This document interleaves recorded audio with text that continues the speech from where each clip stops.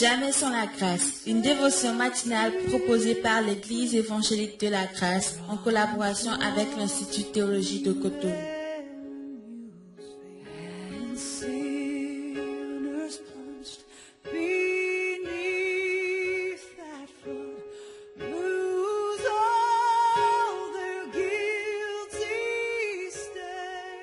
Bonjour chers amis, chers internautes, nouvelle journée, nouvelle provision, bienvenue dans cette nouvelle dévotion, dans cette nouvelle semaine, que le Seigneur vous bénisse, qu'il vous fasse du bien.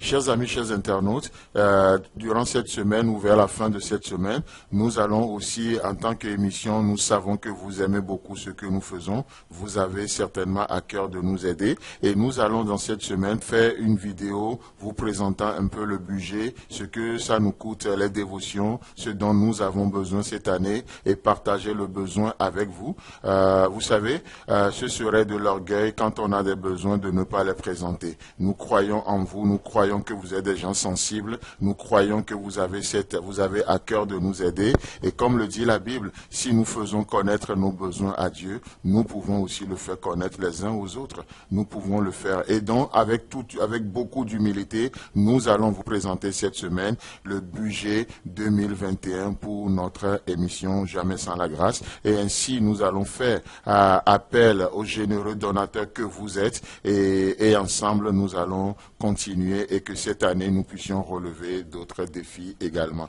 Amen. Donc d'ici là, commencez déjà par prier pour ça, mettez-vous devant le Seigneur. Seigneur, qu'est-ce que je peux faire pour propager l'évangile, pour que Jamais sans la grâce puisse aller plus loin, toucher d'autres personnes, pour que ça ne devienne pas un fardeau, mais que ça soit qu'on voit le plaisir de servir le Seigneur. Amen. Alors, je continue, comme on avait terminé la dernière fois sur Apocalypse chapitre 19, le verset 11, où il est écrit, c'est Jean qui parle, « Puis je vis le ciel ouvert et voici parut un cheval blanc. Celui qui le montait s'appelle fidèle et véritable. Il juge et combat avec justice. » Amen. Là, nous avions parlé de l'importance d'avoir le ciel ouvert dans nos vies. Ce Dieu qui ôte le voile, ce Dieu qui nous fait rentrer dans une autre dimension avec lui. Et c'est ce Dieu que nous servons. Il ne suffit pas juste de changer de calendrier pour changer de vie. Il ne s'agit pas seulement de rentrer dans une nouvelle année.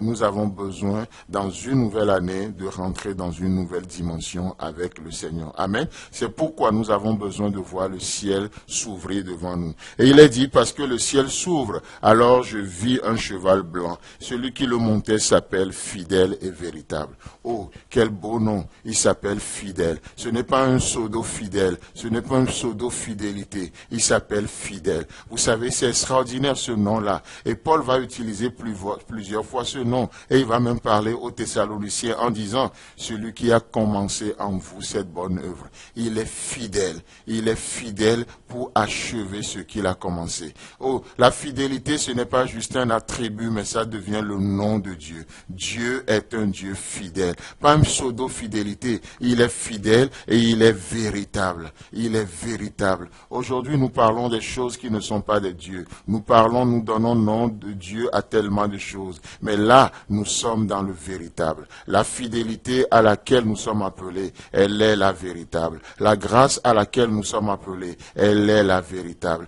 Et Dieu se présente à nous ce matin comme étant la véritable. Ce dont nous avons besoin. Le seul qui peut étancher notre soif. Le seul qui peut vraiment nous accorder le vrai repos. Le seul capable de faire des choses, d'amener les choses à l'existence dans nos vies. C'est pourquoi il est dit, et il s'appelle véritable. Il est fidèle, il est véritable. Et il juge, n'est-ce pas ce que les rois, n'est-ce pas ce que les magistrats, les juges, les avocats, les anciens faisaient à la porte de la ville, comme on le voit dans Apocalypse chapitre 3, le verset 20. Jésus-Christ juge. Mais ce juge, laissez-moi vous dire que personne ne peut le surdoyer. Oh, ce juge, non seulement il est à la porte, mais il est la porte. Il est la porte. Et il dit, et il combat avec justice. Waouh!